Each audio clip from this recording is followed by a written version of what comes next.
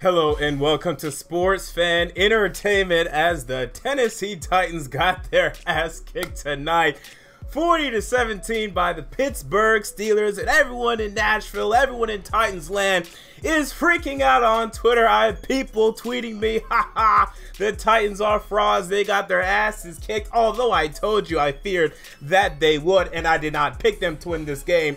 But yet again, just as I did after the Tennessee Titans versus Houston Texans game, I'm going to calm everyone down. People, I have been consistent on this team since the beginning of this season, since before this season. This team is not a Super Bowl contender. They are not really an AFC contender. Now, there was a chance for them to be, but to me, they didn't do enough in the offseason to warrant a huge change, to warrant being a Super Bowl contender, to warrant being an AFC contender. They could have went out and they could have spent money on AJ Boye and Calais Campbell. They could have drafted a bit better and made some big time moves to move themselves in that position, but they didn't. Okay, I saw this team being a 10-6, 11-5 win team that would lose games like this, and that's what they're doing. Now, it was not pretty today, but still, it was better than the Houston Texans game week 4. And what did I tell you after that horrible game? That it really didn't matter. That at the end of the day, the Titans would still be a playoff team. They would go to the playoffs and maybe they'd win one game. That was the team. Today, I will tell you the exact same thing. We lost today to the best team in the AFC.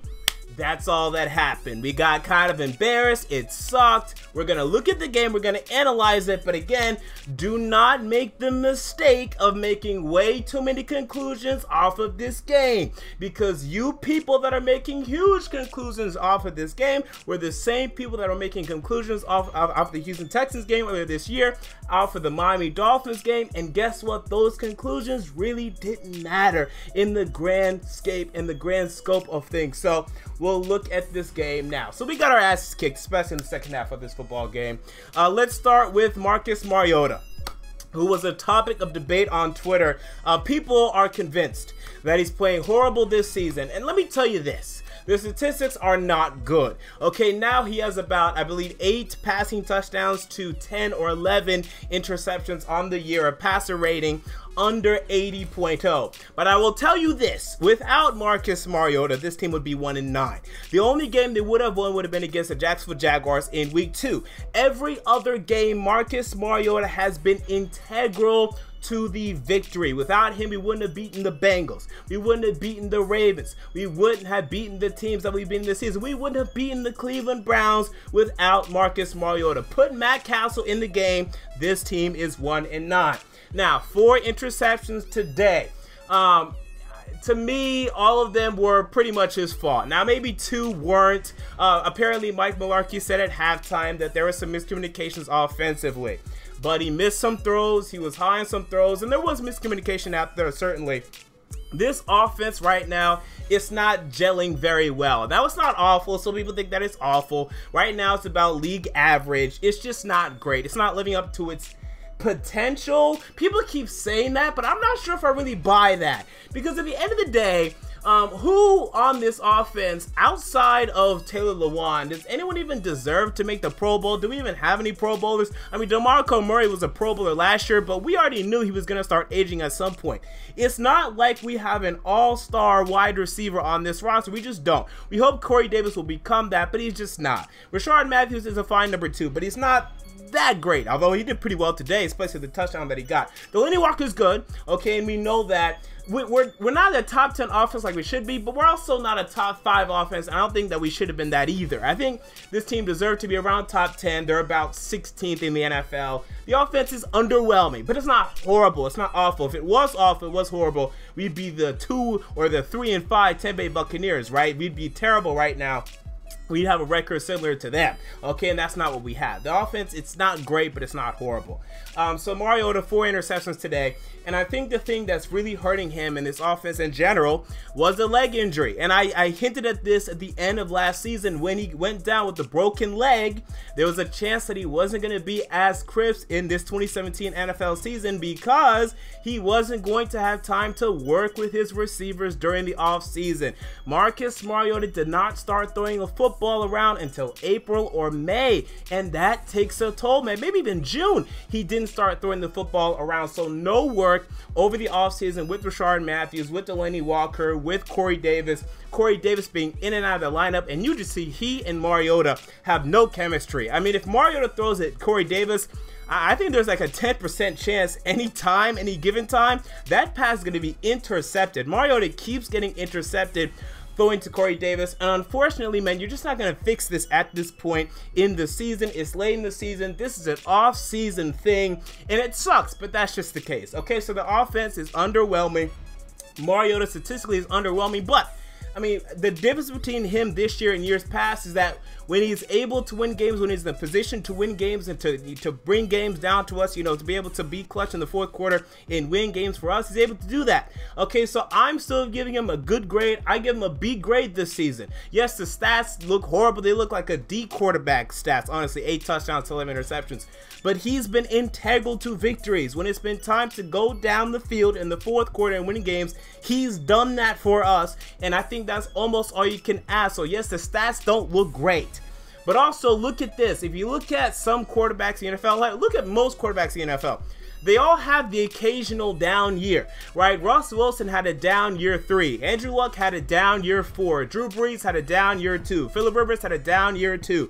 A lot of quarterbacks in their development, they're not consistent. It's also not linear progression statistically. They have up and down years. Tom Brady had a bad 2013 year. Drew Brees had a bad year a couple years ago. In fact, even last year, his year wasn't great, right? Cam Newton has been up and down in his NFL career. Most quarterbacks, even franchise quarterbacks, are up and down year to year. Do not be surprised if Marcus Mariota comes back next year, throws 40 touchdowns to 10 interceptions. This is the truth for most quarterbacks in the NFL in general. Jared Goff was awful last year, this year great. Dak Prescott was great last year, this year not so great. Everyone's up and down year to year. At least he's a franchise quarterback. At least you look at this guy and you say, this guy is our franchise quarterback. So I'm going to defend Marcus Mariota to the grave, okay? Because this guy is winning games for us. If we were being horrible right now, let's say we were 2-6 or something, and he was struggling, then I'd be concerned, and I still wouldn't call for his head, because I can still look at this guy, look at the throws that he's making, and say this guy's making a good throws. Today, 66% completion percentage. It's just the problem was of his 11 incompletions, 4 were interceptions. Okay, so that was unfortunate, but his throw to Rashard Matthews was on point. I saw a couple of on-point passes beyond that throw today. I was fine with Marcus Mariota today, and I've been fine with him this season. I will defend Marcus Mariota to the grave. People, today, he passed Vince Young in terms of franchise passing yards. Do you remember our quarterback history outside of Steve McNair? It is awful. It is terrible. It doesn't exist. I mean, that's how bad it is. Jake Locker, Vince Young, Zach Mettenberger. The days of those men are gone, and the days of Marcus Mariota are here. These are much better problems that we're having in Tennessee than we've had in years past. And even go back and look at Steve McNair's stats, okay? Marcus Mariota's stats matched up to Steve McNair's stats, okay? Maybe not this season, but definitely for their careers. This is my boy, and I will defend him to the grave. So, enough of that. We move on to the running game that continues to not be able to find consistency. This is a week-to-week thing. And the problem is, I don't know who to trust right now. I mean, Derrick Henry was better today, and I think he's been better the past 2 weeks, but occasionally he doesn't do much, and then DeMarco Murray does, and DeMarco Murray is really good in the receiving game. So, you know, honestly, as I begin to think about what we should do in the offseason, and that's not saying that this season is over, but we're not going to win the Super Bowl most likely. I'm thinking, hey, maybe we need a new running back. Maybe if we could. Now, just hear me out on this. I'm not saying that this running back position is bad. But if we're going to ascend, okay, and I'm talking about a true ascension here, John Robinson, listen up here. If you're going to ascend to being a Super Bowl team, okay, we have some steps to go through first. You know, we have some things to do. We're going to have to get some elite talent in here. So if we are able to somehow scoop up an elite talent at running back. I don't know who the free agent running backs are. Did the Steelers re-sign Le'Veon Bell? I'm not sure. I think they did, but I'm not even sure about that, right? Let's say Le'Veon Bell. I'd be down, because I think we're going to need some more elite talents on this roster, and that's going to require replacing some good players. I'm not replacing them, but moving good players to being depth players and then having those elite players starting, because that's a good problem that you have with teams like the Philadelphia Eagles right now and the LA Rams right now and the Seattle Seahawks from year to year. They have good players on the bench. So that's something to consider, because neither of these guys are consistent. I don't think Derrick Henry can be our starting running back and us to feel really confident in our offense next year, unless if our passing game really takes a step forward. So on to that, the receivers. Okay, let's talk about that. Rashard Matthews, great today. And again, I'm fine with him being our number 2 for years to come. Corey Davis, look, again, right now he and Mario have no chemistry. I don't get it. So I want to fortify this wide receiver position again. I want to go out and I want to sign somebody. If we can get Jarvis Landry, cool. If we can get Sammy Watkins, I'm not sure if we're re-signed yet, cool. I want to fortify this position. I want to fortify a bunch of positions on this roster, because what we learned today, we're not close enough yet to being a Super Bowl contender. So just start looking out for these moves. That's just what I'm bringing to the table right now. But again, this season we still have a lot to do. Eric Decker, he's done. I know he had 3 catches today. I don't want him back next year. He can come back if he wants to as a 4th or 5th wide receiver, but you know, there are improvements that need to be made. Taywan Taylor, get him more involved. I feel like the fearful thing that I think about when I look at this wide receiver core, it will be easy for John Robinson to say, you know, let's just stand packed. You know, let's just hope that next year Corey Davis ascends, and he probably will. And Taywan Taylor, same thing, and he'll just stand packed. But if we're going to improve, right? Everyone's so pissed off on Titans Twitter. But if we're going to make that next step, we're going to have to improve. We're going to have to get elite talent on this roster. That's what we're going to need to do. We're going to have to start spending our cap, guys. $30 million in cap. We're going to have to start spending it eventually in Tennessee. So, you know, those are the problems right now offensively. And let's move on to the defense. And again, I sound upset, but I'm really not. Defense. Okay, I have to give credit where credit is due. I have to give props where props are due. Adoree Jackson played great today. Okay, for the most part. He did allow the Adoree Jackson inside slant touchdown. Okay, and that hurts. But other than that, he was really good. 11 tackles today, and he was fortifying the run defense. He was tackling wide receivers on the outside. He was doing a really good job today.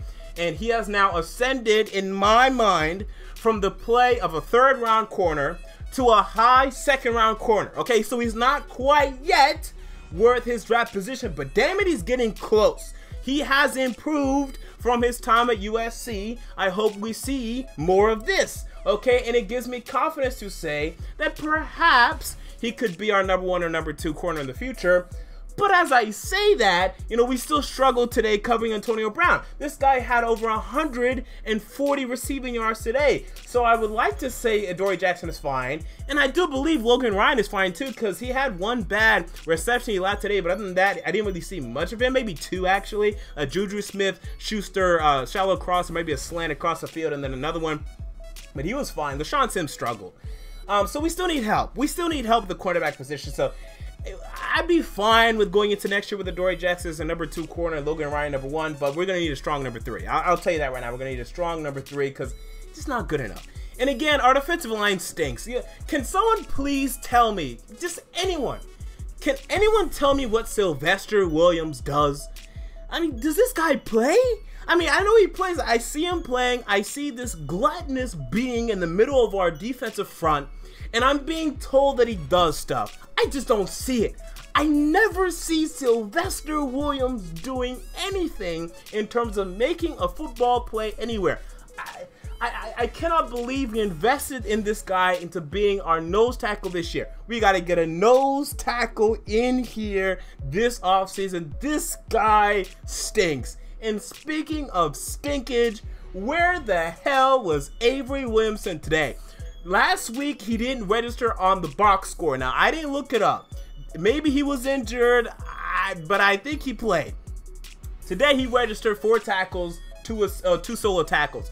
I'm almost convinced when I watch the replay of the Jesse James touchdown, right? The Ben Roethlisberger fake, the play action at the damn half-yard line to Jesse James. I am convinced that was Avery Williams' assignment. Go back and rewatch the play. I'm convinced it was his assignment. He went to the right side of the defensive front, left side of the offensive front, and left Jesse James over there. And Avery Williams wasn't going to make a play on the ball there.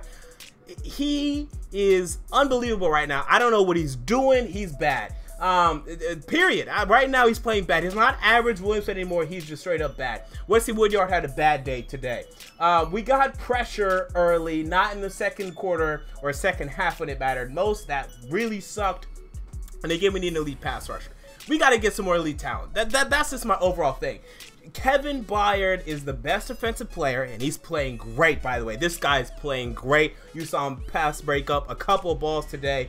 He's playing fantastic. Pro Bowl, free safety, once again in Tennessee. That is a nice thing indeed, okay? But we got to get some more guys in here. We got to get some heavy hitters. We got to get some big-time players defensively. And then I think offensively as well. We have improvements to make. But again, okay, let me just say this again, because even when I started talking about this, I got a little upset. But it's fine. We're fine. See, the problem is we just get so caught up in our emotions as sports fans, and it's just ridiculous. Remember what I said before the year. Remember what you probably thought before the year. 10-6, 11-5. We thought win the AFC South, but majority of us were at least said make the playoffs. That's still going to happen. Some people are tweeting me saying you were wrong about this football team. Are you nuts? This is exactly what I said would happen before the year. I said we lose this game. This week I said we lose this game. I thought it'd be closer than this, but this is exactly what I thought. We're going to make the playoffs as long as we're healthy. And right now we're still healthy. We have no injuries. It's ridiculous right now. So hopefully, come on, hopefully that stays true. The AFC wildcard race right now is a joke. The Buffalo Bills are starting Nathan Peterman. They're going to LA this week. I think they're going to lose, okay? You have them currently in a wildcard position, and we're over them right now. You also have the LA Chargers and the Oakland Raiders and the Miami Dolphins competing for a spot. The Raiders are facing the Patriots this week. To me, they're going to lose. They also have a bunch of hard games the rest of their schedule. They're going to not make the playoffs to me. Chargers, same deal. We're fine. We're going to make the playoffs. Now, when we make the playoffs, depending on who we're facing, we could be in trouble. I think right now the Jags will win the division because it looks like they finally learned how to actually win games, and that's a little concerning for us. My hope is we can get the 5th seed. We'll get the 5th seed. We go to Jacksonville. We could win. Okay. If we get the 6th seed, we go to Kansas City, most likely. Could be New England, though. Look out for that because Kansas City's schedule is easier. If it's New England, we get our asses kicked. If it's Kansas City, I raise an eyebrow because we did beat Kansas City last year, and their team, it's a bit different, but not that much different. So it would just depend.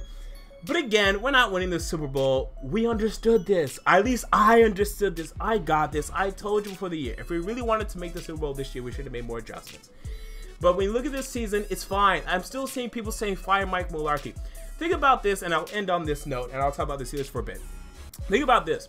Okay, so we have a number of teams that enter the NFL with certain expectations, okay? Expectations on how they will do this season, okay? And there's a number of teams that we believe will ascend heading into the season. So, of the teams that most people thought were going to ascend this year, one was the Tennessee Titans. Another was the Philadelphia Eagles. The Eagles have really ascended, and they've been the team that a lot of us expected them to be. That's great. Another was the Tampa Bay Buccaneers, who have absolutely not done anything, okay? You also have a team like the New York Giants, who people expected to do great, and they have done absolutely awful. You have a team like the LA Rams. Now, some people didn't expect them to do much, but some people did, and they've ascended past it. You have the Chargers, who have underwhelmed. The Titans have just whelmed. They haven't overwhelmed. They haven't underwhelmed. They've just whelmed. And it's better to me to meet expectations than to fall flat. Okay, like the Tampa Bay Buccaneers and the New York Giants, who will be picking at the top of the 2018 NFL Draft. People, the problems in Tennessee are so much better than what we had for the past 2 years. I understand we got excited, but these problems that we're having now are so much better than what we were dealing with 2 years ago with Zach Mettenberger, Ken Wisenhunt, Antonio Andrews. These people aren't even in the league anymore, or they're just hanging on by their fingernails. This was literally our lineup, people. We had Zach Mettenberger, Antonio Andrews, and Dorial Green Beckham. Harry Douglas, who is now the de facto wide receiver coach of this football team, was our number 2 wide receiver. The problems in Tennessee are better. Relax. We got our ass kicked today. We're going to go to the playoffs. We're going to lose. Then we need to make adjustments. And I much rather prefer this fate than the fate we've had for the past 9 years. So, we move on to the Pittsburgh Steelers. And today you met your expectations, okay? While the Steelers, some would say, have underwhelmed this season, they're 8-2. Okay, so I think they're doing all right. See, isn't it funny how it seems everyone feels that their team has underwhelmed? The only teams that feel that they've really surpassed expectations are like 5. The LA Rams, the Eagles, the Saints, the Vikings, and maybe the Buffalo Bills. And even them, now they're starting to get pissed off. The Patriots tell you that, oh, we should have went 16-0. The Chiefs will tell you, oh, we started great, now we're doing horrible. Why is it that only 5 teams meet expectations? Doesn't that just indicate a flaw in all of our thinkings? Just think about that for a second. So anyway, the Steelers are fine, okay? Ben Roethlisberger threw all over us today. He was fantastic. Le'Veon Bell didn't rush for much, but he was dominant in the receiving game. Antonio Brown, fantastic. Helmet catch, killed me. Absolutely killer. And, I mean, look, your defense looking good. Artie Burns is just fantastic as a cornerback in this league. So you got to love that. Got to get the other cornerbacks healthy right now, though. Joe Hayden and company, they have to come back and make an impact. But the Steelers look legitimate to me. I think they could win the AFC. And this was a nice victory for you. The big matchup coming up in a couple weeks against New England. That is the matchup to watch, so we'll see what happens there. But overall, very impressive victory for the Pittsburgh Steelers, and I might pick y'all to win the AFC. One other thing I want to talk about, though, the reason why this game kind of frustrated me a bit, and I'll end on this note. So, only Titans fans really understand this.